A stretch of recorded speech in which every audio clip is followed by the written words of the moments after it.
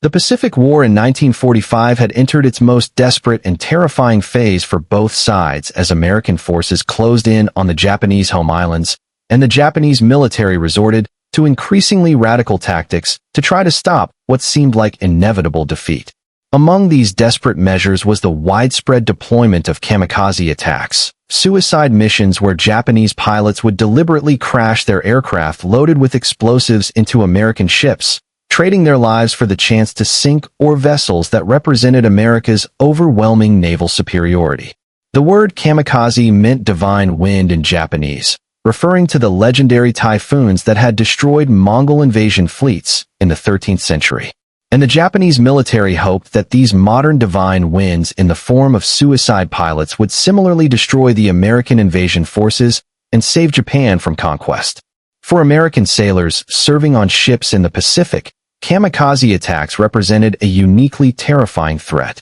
Because unlike conventional attacks that could be evaded or shot down, kamikazes only needed to get close enough to crash into a ship. And even if a pilot was killed, his aircraft would continue on its trajectory and could still hit the target, meaning that stopping kamikazes required destroying them completely at distance rather than just damaging them or driving them away. The USS Bunker Hill was one of the U.S. Navy's Essex-class aircraft carriers, massive ships displacing over 27,000 tons and carrying air. Wings of nearly 100 aircraft that could project American power across vast distances of the Pacific. Ocean commissioned in May 1943. The Bunker Hill had participated in numerous major operations, including the Battle of the Philippine Sea, the invasion of the Philippines, and the assault on Uoma, earning a reputation as an effective and well-run ship with experienced crew and a combat record that included shooting down dozens of enemy aircraft and supporting countless amphibious operations.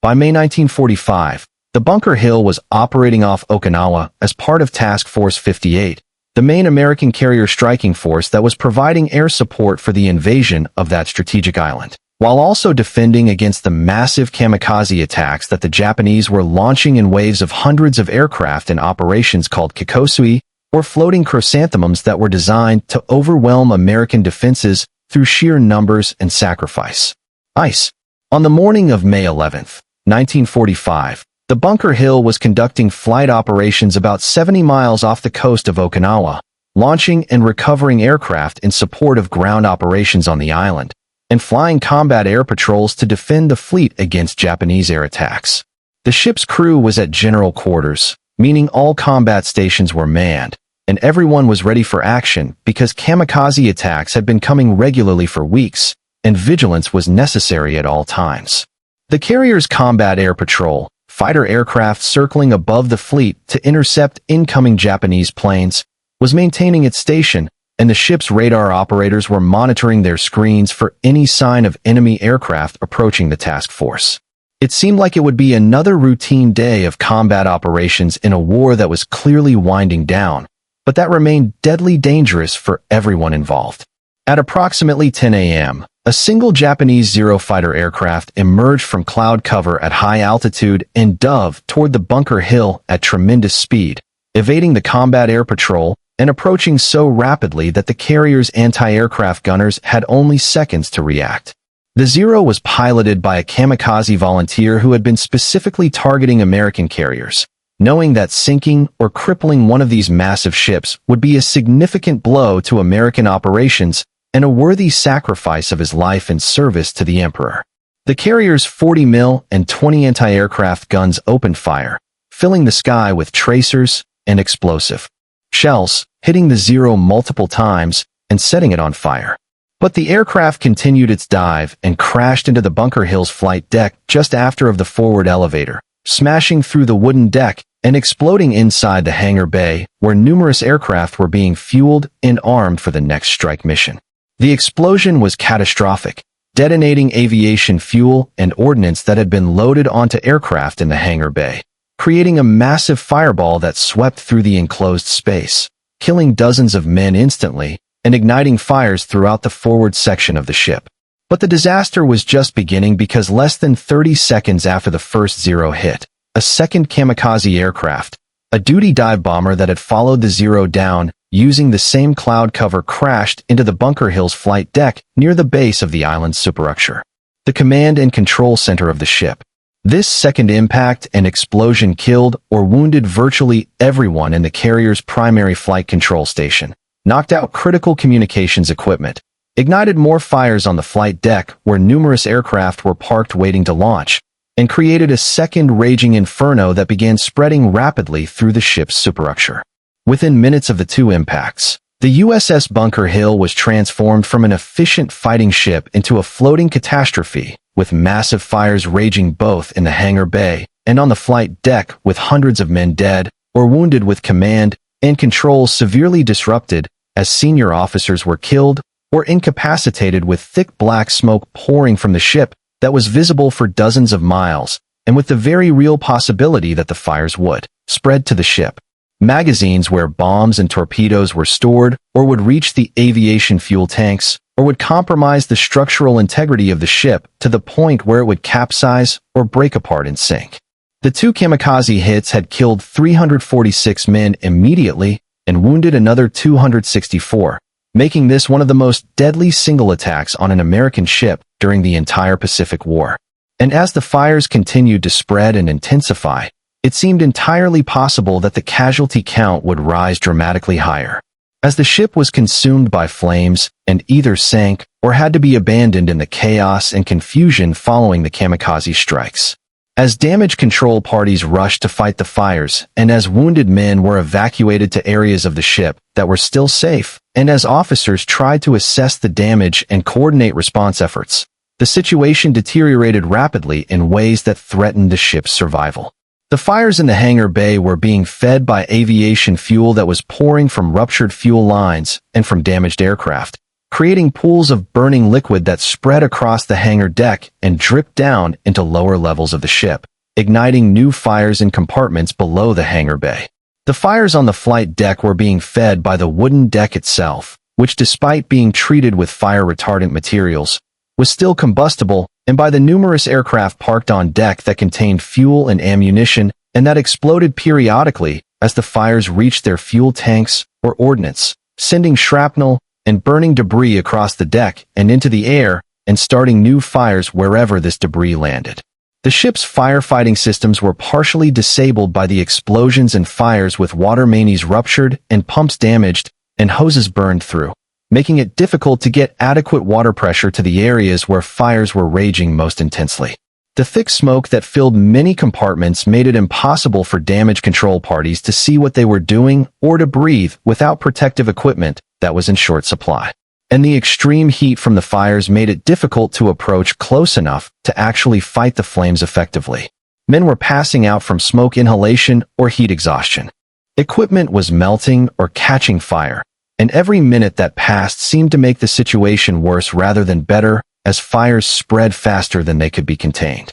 Among the hundreds of sailors fighting desperately to save their ship was Seaman First Class Joseph McCaffrey, a 21-year-old from Pittsburgh who had been serving on the Bunker Hill for 18 months and who had survived the kamikaze attacks because he had been in a damage control locker below the hangar deck when the planes hit. McCaffrey was not an officer or a damage control specialist or anyone with particular authority or expertise, just an ordinary sailor assigned to a damage control party whose job was to follow orders and help fight fires or repair damage wherever he was sent. In the immediate aftermath of the kamikaze hits, McCaffrey's damage control party had been ordered to the hangar bay to fight the fires there. But when they arrived, they found the situation so chaotic and the fires so intense that their efforts seemed futile, like trying to put out a volcano with garden hoses. And several men in the party were overcome by smoke or driven back by heat before they could accomplish anything meaningful. As McCaffrey and his shipmates struggled to fight fires in the hangar bay,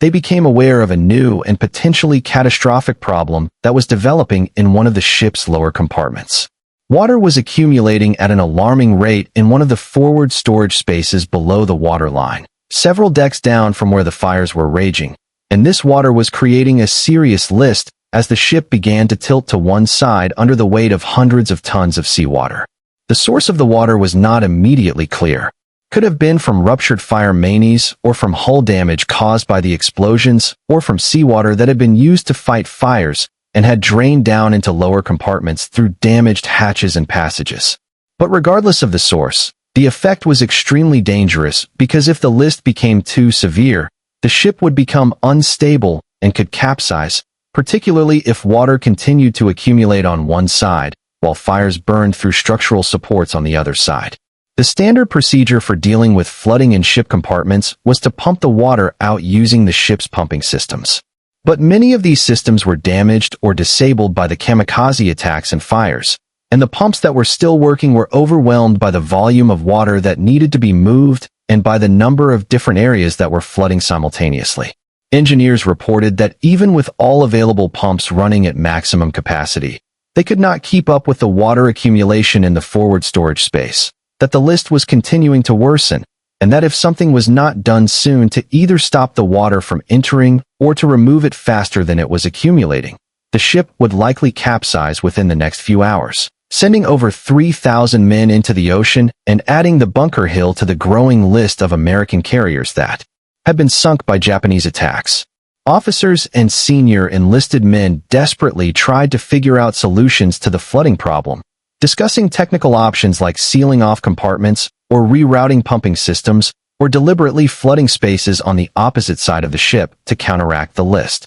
But every proposal seemed to have serious drawbacks or would take too much time to implement or required equipment and a personnel that were not available because they were already committed to fighting the fires that remained the ship's most immediate threat. As these discussions continued, and as the ship's list continued to worsen, Joseph McCaffrey, who had been listening to the officers talk while continuing to work on firefighting efforts, made a suggestion that seemed so simple and so obvious that at first everyone assumed it could not possibly work and dismissed it as the desperate idea of someone who did not understand the scale of the problem. McCaffrey's idea was this: organize bucket brigades to manually bail out the flooded compartment, using buckets passed hand-to-hand by lines of sailors to move water from the flooded space up through several decks and out through doors or hatches where it could be dumped overboard. It was a method that had been used on sailing ships centuries earlier when mechanical pumps did not exist or had failed. A technique so primitive and seemingly inadequate that using it on a modern aircraft carrier seemed absurd, like trying to empty a swimming pool with a teaspoon. The officers who heard McCaffrey's suggestion initially responded with dismissive comments about how bucket brigades were not a solution for serious flooding on a ship this size, how there was far too much water for manual bailing to make any difference, how they needed engineering solutions, not manual labor solutions. And McCaffrey was told to focus on his assigned firefighting duties and leave the flooding problem to people who understood ship damage control. But McCaffrey persisted in arguing for his idea, pointing out that while mechanical pumps were theoretically more efficient, they were not available or not working properly, that something was better than nothing. That even if bucket brigades could not completely solve the flooding problem, they might be able to slow the water accumulation enough to buy time for engineers to get more pumps working or to implement other solutions. And that there were hundreds of sailors on the ship who were not currently engaged in critical tasks, and who could be organized into bucket brigade lines if officers would just give the order. His persistence was annoying to officers who were dealing with multiple crises simultaneously and who did not have time to argue with a junior enlisted man about impractical suggestions. But one officer, Lieutenant Commander Robert Williams, who was coordinating damage control efforts in that section of the ship, decided that McCaffrey's idea might be worth trying simply because no one had any better immediate solutions, and because the flooding situation was becoming so desperate that even an improbable solution was worth attempting. And Williams organized several bucket brigades using sailors who had been evacuated from their normal duty stations because of fires, or who were waiting for equipment or orders, or who were simply available and willing to help save their ship. Lines of men were formed from the flooded compartment up through passageways and ladders to weather decks, where water could be dumped overboard with buckets being passed hand to hand from man to man in a continuous chain. Filled buckets moving up and empty buckets moving down in opposite directions. It was exhausting physical labor, requiring each man to receive a full bucket, pass it to the next man, receive an empty bucket coming back down, pass that to the next man, and repeat this process hundreds or thousands of times without rest. But the sailors threw themselves into the work with desperate energy because they understood that their ship and their lives depended on it. To everyone's surprise, including Lieutenant Commander Williams, who had authorized the bucket brigades more in desperation than an expectation that they would actually work. The system began to show results within the first hour. The water level in the flooded compartment stopped rising as rapidly, suggesting that the bucket brigades were removing water faster than it was accumulating, and the ship's list stabilized, and then actually began to decrease slightly as water was removed. And the weight distribution became more balanced. Engineering reports confirmed that the combination of the few working mechanical pumps plus the manual bucket brigades was actually keeping pace with the flooding, removing enough water that the immediate danger of capsizing was reduced. Even though the situation remained critical and required constant effort to maintain, word spread quickly through the ship that bucket brigades were helping to control the flooding. And more sailors volunteered to join the lines or to relieve exhausted men who had been passing buckets continuously for hours. The bucket brigade system expanded to include hundreds of men working in rotating shifts, with some lines focused on removing water from the flooded forward compartment,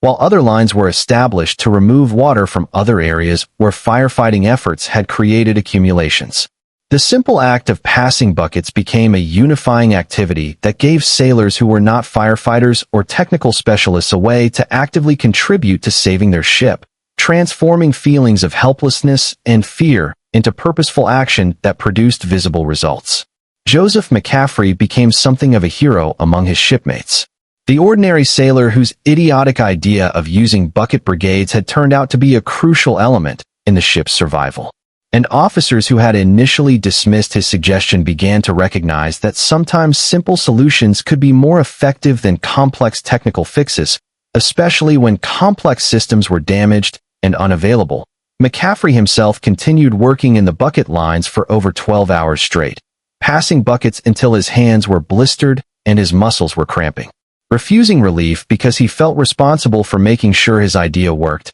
and because he could not ask other men to do work that he was unwilling to do himself. The combination of firefighting efforts that gradually brought the fires under control and the bucket brigades that managed the flooding allowed the USS Bunker Hill to survive the critical first 24 hours after the Kamikaze attacks, the period when the ship was most likely to sink or have to be abandoned. By the morning of May 12th, approximately 26 hours after the attacks, the fires were largely extinguished, though some hotspots remained that required monitoring. Flooding was under control with mechanical pumps now handling most of the water removal, though bucket brigades continued in some areas, and the ship was stable enough that it could be taken under tow by other vessels and moved away from the combat zone to a location where more extensive repairs could be attempted. The human cost of saving the Bunker Hill was staggering. The final casualty count was 346 killed, and 264 wounded out of a crew of approximately 3,000,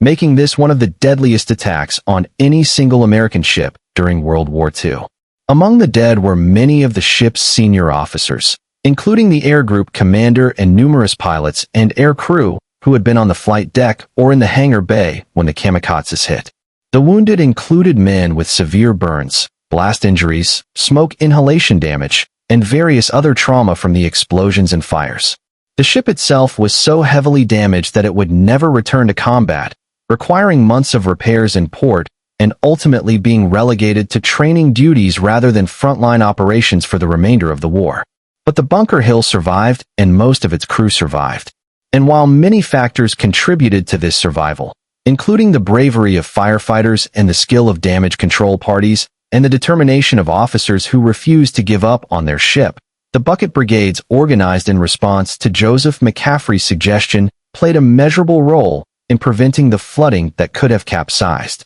the carrier during those critical first hours when the ship's fate hung in the balance. The idea that seemed idiotic when first proposed, that seemed impossibly primitive and inadequate for the scale of the problem, turned out to be exactly what was needed in a situation where sophisticated systems were unavailable and where human effort and determination could substitute for mechanical efficiency. The story of the bucket brigades on the Bunker Hill became well known in the Navy and was used in damage control training and in discussions about creative problem solving under crisis conditions. The lesson drawn was not that bucket brigades should replace mechanical pumps or that primitive methods were superior to modern systems. but rather that in emergencies when normal systems fail, it is important to consider all available options, including simple manual methods that might seem inadequate, but that can make crucial differences when nothing else is available. Naval damage control doctrine was modified to include procedures for organizing bucket brigades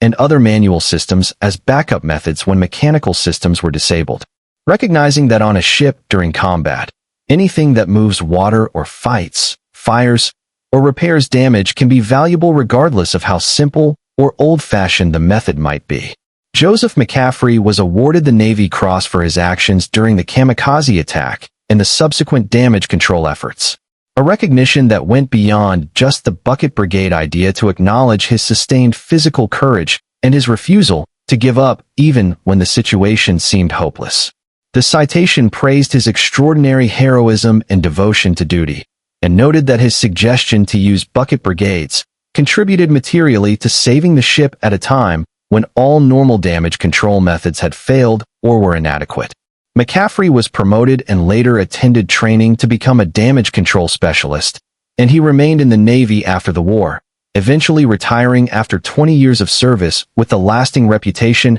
as the man whose supposedly idiotic idea had saved one of America's aircraft carriers. The broader significance of the Bunker Hill incident and McCaffrey's bucket brigade solution extends to questions about innovation under pressure, about the value of listening to ideas from unexpected sources regardless of rank or position, about the importance of maintaining historical knowledge of traditional methods even as technology advances, and about the relationship between sophisticated technical systems and simple human effort in accomplishing difficult tasks. The bucket brigades worked not because they were better than mechanical pumps, but because they were available when pumps were not, because they could be organized and implemented immediately using resources that were present on the ship, because they transformed the crisis from a technical problem that specialists needed to solve into a collective effort that anyone could contribute to regardless of their technical expertise. The incident also highlighted how quickly situations can change in naval combat,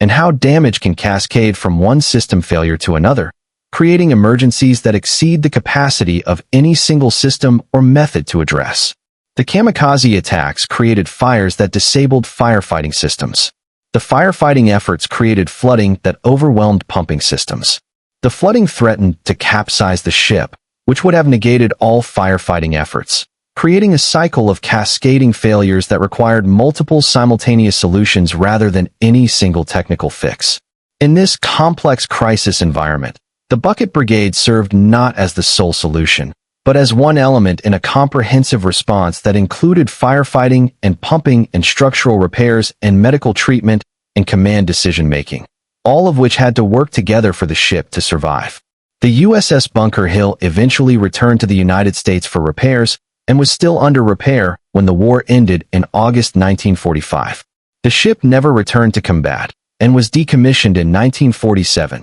having served for just 4 years, but having participated in numerous major operations and having survived an attack that would have sunk a less well-built ship or a ship with a less determined crew. The carrier was eventually sold for scrap in 1973, but its legacy lived on in the lessons learned about damage control and about the importance of considering all available methods, no matter how simple or primitive they might seem. And in the story of Joseph McCaffrey, whose willingness to make a suggestion that others thought was idiotic ended up contributing to saving over 2,000 lives in one of America's most valuable military assets. The kamikaze threat that nearly destroyed the Bunker Hill continued for the remainder of the war, with over 3,000 kamikaze sorties flown against American ships during the Battle of Okinawa alone, sinking dozens of vessels and damaging hundreds more. The psychological impact of facing suicide attacks was enormous, creating stress and fear among American sailors that was different from the stress of conventional combat.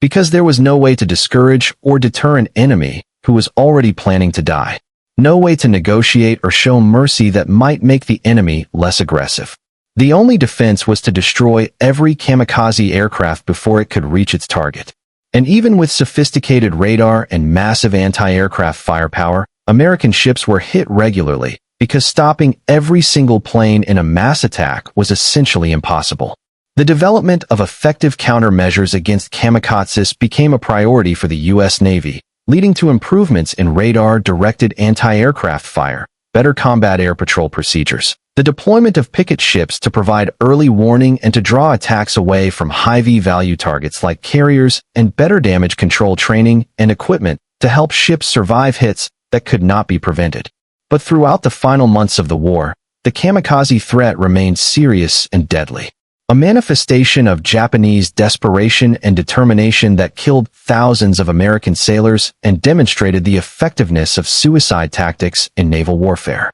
A lesson that would have implications for future conflicts and for military thinking about asymmetric warfare, where technologically inferior forces could still inflict significant damage through willingness to accept certain death. The story of Joseph McCaffrey and his bucket brigade solution to the flooding on the Bunker Hill stands as a reminder that in crisis solutions can come from unexpected sources and can take unexpected forms. That rank and position do not confer a monopoly on good ideas, that simple methods can sometimes accomplish what complex systems cannot, and that listening to all suggestions, even from junior personnel, can occasionally lead to insights that save lives and accomplish missions that would otherwise fail. McCaffrey's story is also a reminder that heroism in warfare is not just about fighting the enemy, but about solving problems, about refusing to give up when situations seem hopeless, about trying things that others dismiss as impossible or idiotic, and about the power of collective human effort to accomplish tasks that mechanical systems alone cannot achieve.